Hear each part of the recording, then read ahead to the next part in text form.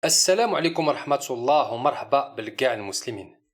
L'année 2024 est une année assez surprenante. Entre les conflits et les crises idéologiques, les conflits territoriaux et les crises sécuritaires en Europe, en Afrique, en Asie, entre les conflits économiques et les guerres financières qui font rage, au Maghreb, en Afrique du Nord, on a un conflit historique, fratricide entre un État moderne, républicain, socialiste algérien et un État séculaire de plusieurs siècles, le Royaume du Maroc. Les crises comme ceux qu'on vit aujourd'hui, les événements géopolitiques majeurs comme la reconnaissance de Macron de reconnaître la marocanité du Sahara et même les guerres au Mali, en Ukraine et un peu partout dans le monde révèlent la capacité de ces États, de ces régions, à influencer ou non leur environnement stratégique. L'Algérie possède certains potentiels immenses, mais malheureusement entravés par la lâcheté de ses dirigeants et l'incompétence de ses élites et l'ignorance de ses militaires. Cette reconnaissance française du Sahara marocain a exposé aux yeux du monde qui dirige réellement l'Algérie aujourd'hui. L'ambassadeur algérien à Paris a été rappelé. L'Algérie menace de suspendre la coopération sur les expulsions des délinquants algériens en situation irrégulière en France, de cesser la collaboration sécuritaire et même de couper l'approvisionnement en gaz vers la France. Quelles seront les conséquences pour la relation franco-algérienne ? Tout d'abord, un affaiblissement d'Alger, une crise majeure qui risque d'accentuer les tensions avec la France, un partenaire qui demeure essentiel sur les plans humains et économiques. Le bilan de cette diplomatie algérienne est donc alarmant. Alger n'entretient plus de relations avec le Maroc, malgré des intérêts communs très importants. Le froid avec Madrid qui continue, principal acheteur de gaz algérien. Les relations avec les États du Sahel, l'AES, donc le Niger, le Mali, le Burkina Faso et le Tchad, vitaux pour la profondeur stratégique en Afrique d'Alger. Les liens avec les pays arabes, pourtant très importants pour les investissements et les capitaux, sont également fragilisés. Il y a une réelle crise diplomatique, une crise grave entre l'Algérie et les Émirats arabes unis. Aujourd'hui, c'est avec la France qu'Alger se retrouve en désaccord, malgré les efforts de Macron qui ont valu de vives critiques de la droite française. Alger n'a pas su tirer profit des mandats de Hollande et de Macron, deux hommes qui ont de très mauvaises relations avec Sa Majesté Mohamed Sadis, Allah yansuru. Les réactions algériennes à la reconnaissance par Macron risquent de renforcer l'influence marocaine. C'est un constat. Commençons par l'évidence. La France n'est pas un petit joueur sur la scène internationale. La France n'est pas un petit pays. Si l'Algérie pensait pouvoir intimider Paris avec des menaces de sanctions économiques, de rappeler son ambassadeur, elle se trompe lourdement. La France a plusieurs cartes dans sa manche et elle ne se gênera pas pour les jouer si nécessaire.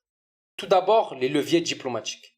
La France siège au Conseil de l'ONU et elle influence considérablement les décisions internationales, que ce soit au Sahara, au Sahel, dans le monde arabe et même en Asie. En reconnaissant la souveraineté marocaine, Paris envoie un signal fort aux autres nations. Le Maroc n'est plus simplement un allié, c'est un partenaire stratégique. Cela renforce la légitimité marocaine sur le Sahara et d'autres pays commencent à suivre cette tendance. Par exemple, la Finlande, le lendemain de la reconnaissance française qui, traditionnellement neutre, montre des signes d'ouverture vers la position marocaine. Les pays d'Europe du Nord, de Scandinavie, souvent perçus comme des modèles en matière de diplomatie, commencent à reconnaître le pragmatisme du plan d'autonomie marocain. Cela pourrait bien être le début d'un effet domino en Europe du Nord, ce qui isolerait encore plus l'Algérie. Sur le plan sécuritaire, la France a déjà fourni au Maroc des canons César, des armes redoutables, connus pour leur précision, leur mobilité, qui ont prouvé leur efficacité en Ukraine. Mais l'enjeu dépasse la simple livraison d'équipements. Ce rapprochement entre Rabat et Paris ouvre la voie à des transferts de technologies, notamment militaires. À terme, il est tout à fait envisageable de voir une usine de production de canons César s'implanter au Maroc. C'est une perspective concrète, stratégique, qui renforcerait la position du royaume dans la région.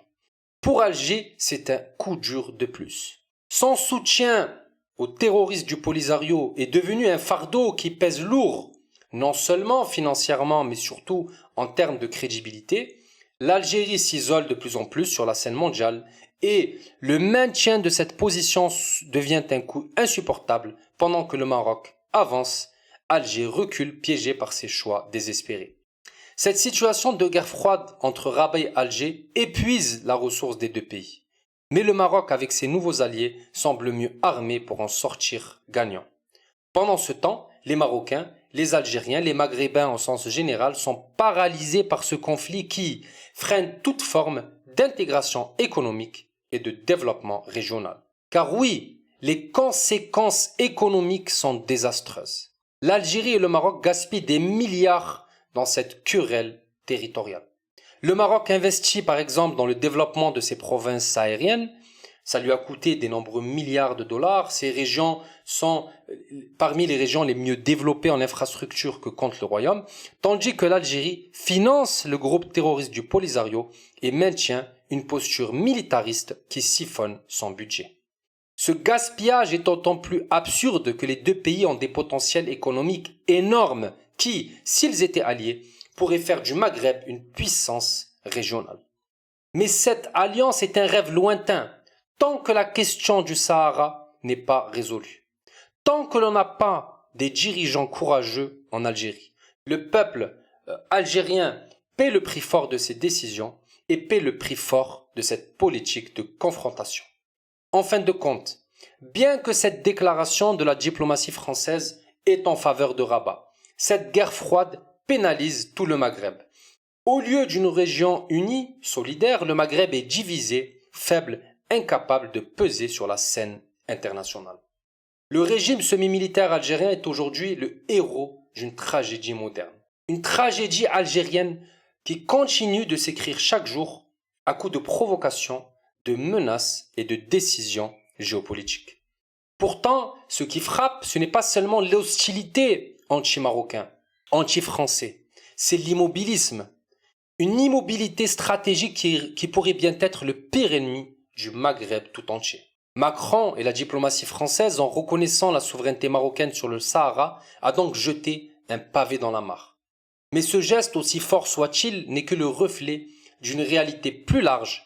Le monde est en train de changer, les alliances se recomposent et ceux qui restent immobiles dans le passé risquent de disparaître. Le Maroc l'a compris, donc il avance en conséquence. L'Algérie s'accroche à une position de principe qui ne résiste plus au poids des nouvelles réalités internationales.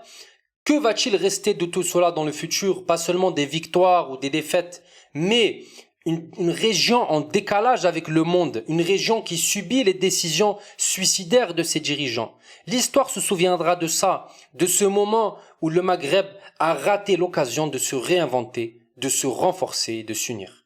C'est là le cœur du problème. Ce n'est pas une question de frontières ou de souveraineté, c'est une question de vision, de courage, de perspective. Une vision qui manque à une région si riche, mais pauvre en leadership. La vraie question, elle est simple. Quel dirigeant algérien osera rompre ce cercle vicieux? Quel dirigeant algérien osera regarder au-delà des querelles historiques pour construire un avenir en commun?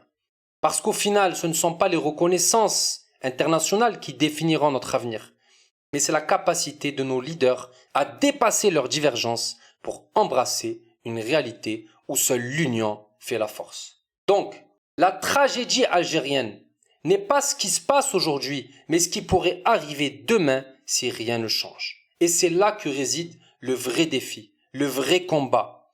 Oser regarder au-delà des combats d'hier pour construire le Maghreb de demain. Barakallahu fikum. J'espère que cette vidéo vous a plu. N'hésitez pas encore une fois à liker, à vous abonner, à partager. J'ai besoin de votre soutien. Barakallahu fikum et merci d'avoir regardé cette vidéo jusqu'à la fin. Wassalamu alaikum wa rahmatullah.